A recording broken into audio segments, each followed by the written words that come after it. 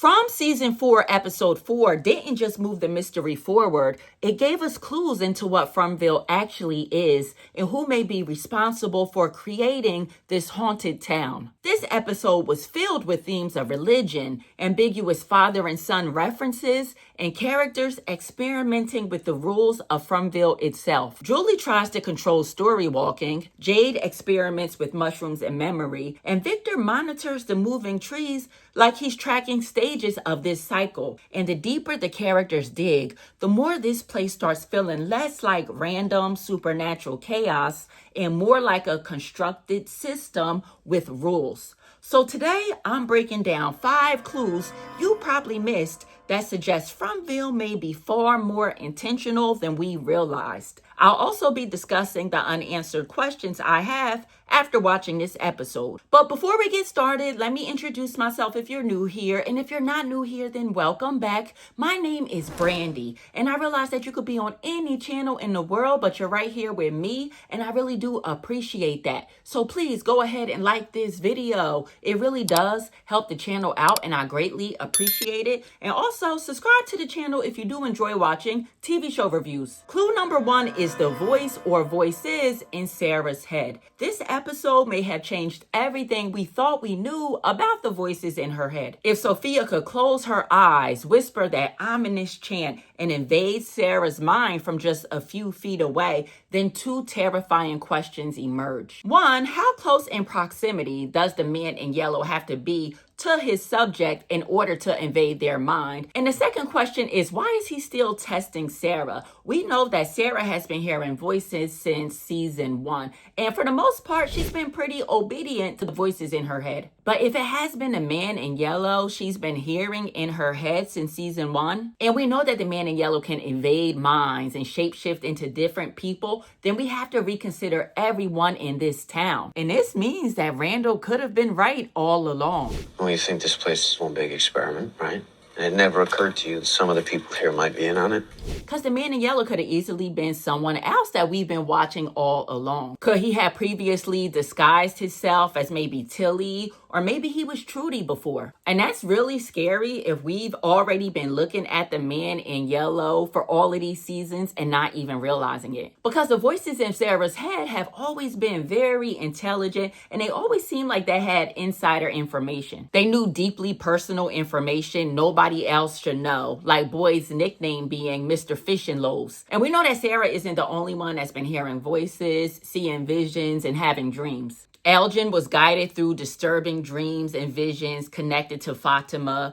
Jade, he constantly sees symbols. He has hallucinations. He sees dead children and memories that may not even belong to him. And we know that Tabitha receives dreams and visions that also influence her actions. And let's not forget about Boyd hearing things and seeing things and feeling like things are watching him. So the man in yellow may not have just been influencing the town. He may have been operating through the people inside of it all along. And this may be the biggest reveal, in my opinion, in this episode. Before now, the voices and visions, it could still be explained away as random supernatural events. Maybe just evil spirits or the town itself haunting people. But this episode changes the framework. Because Sophia invading Sarah's mind suggests that there may be a single organizing intelligence behind most, if not all, of these experiences. And that pushes the mystery farther away from FROMville just being a haunted town. It points to FROMville being, and I've said it before, a constructed system, an experiment, or a manipulated reality of some sorts. Which means that the real scary part of FROMville may not be the monsters outside at night, but the possibility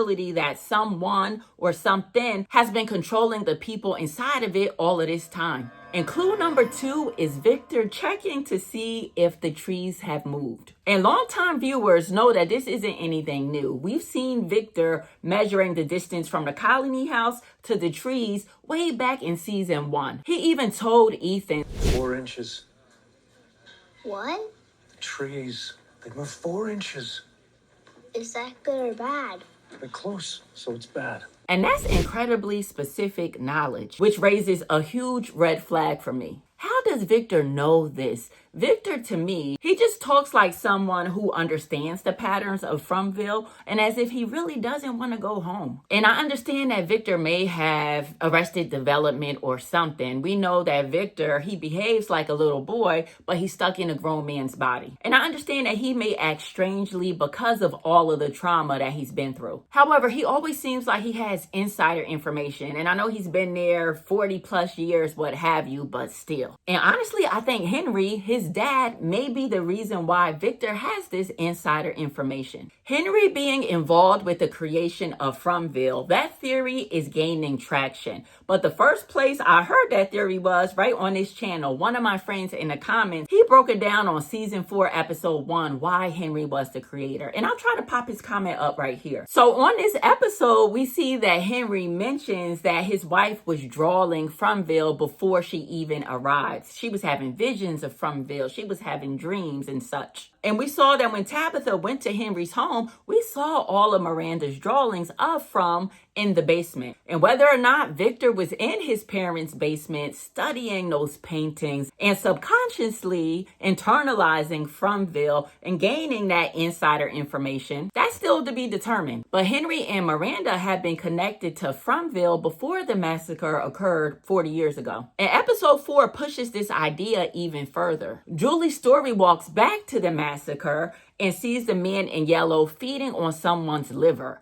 The man in yellow, he notices Julie and he aggressively starts moving towards her. And in this episode, we found out that Victor actually witnessed the man in yellow eating his mom, Miranda. So Victor had somewhat of a similar experience with watching the man in yellow do this, yet he was protected. We saw the man in yellow. It was scary, that scene when he charged at Julie. But how was Victor protected in that moment when he witnessed that? I understand he's a little kid. He could have been hiding. But even that aside, Victor has been protected inside FROMville for 40 years. And that has to be damn near impossible. Victor was here before they even had the talismans. So Victor being protected for 40 years, Victor having somewhat inside information. So let's say Henry is a creator, or even if he's just an employee of whoever created FROMville. Wouldn't he figure out how to protect his son in that system for 40 plus years? So if you couple Victor's protection over 40 years and him having like this deep knowledge of the patterns of FROMville, and then this episode quietly drops another subtle clue that Henry may be an employee of FROMville or the creator of FROMville. Sophia references the biblical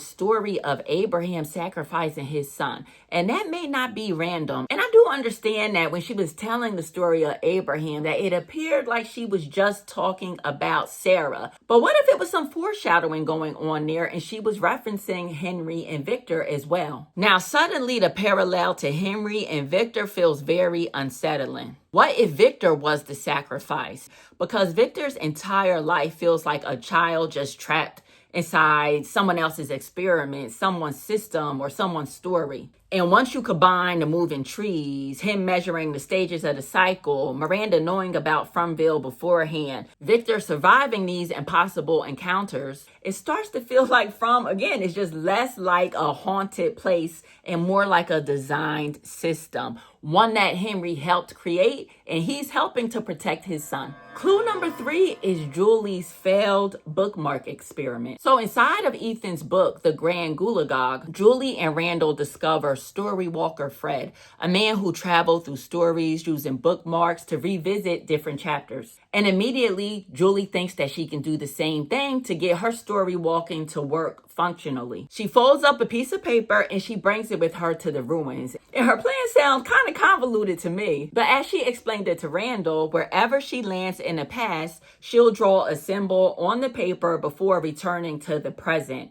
And if the symbol remains after Randall pulls her out of the seizure, then the bookmark becomes tethered to that exact chapter of the story. Meaning that if the experiment works, that Julie can now use bookmarks to go back to specific chapters. But when Julie walks back to the massacre, everything changes. She sees the man in yellow feeding on someone's liver, and he notices her immediately. And he aggressively starts coming towards her like she's witnessing something she was never supposed to see. Julie still gets to write down her symbol and she drops the bookmark right before Randall pulls her out. But when she comes back to the present, the bookmark is blank. There's no symbol there. So Julie is disappointed and thinking that the experiment failed. And that's what Julie thinks. She thinks that she failed, but I don't really think that Julie failed at this experiment. I'm guessing that either the bookmark is on the street where she witnessed the man in yellow feeding on someone, or maybe Victor picked up the bookmark, or maybe Acosta will find it in the basement. I do think that her bookmark is somewhere. And my second thought is that Julie needs to use objects for bookmarks. She used a random blank piece of paper with no real emotional connection to the chapter she was going to visit. What if the real bookmarks are objects tied to specific moments or people and cycles? Because we already know that Julie, she can physically affect the story. Back in season 3, episode 8, Boyd was trapped deep down in that dungeon or well,